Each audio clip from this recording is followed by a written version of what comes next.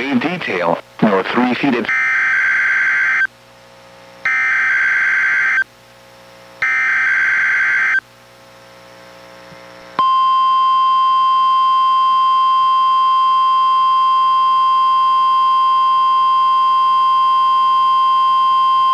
This is the National Weather Service office in Portland, Oregon.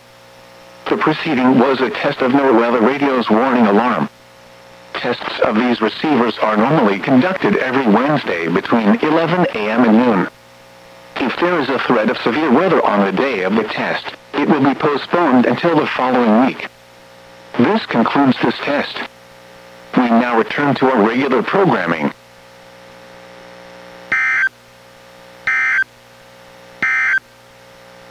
Coastal marine forecast for the waters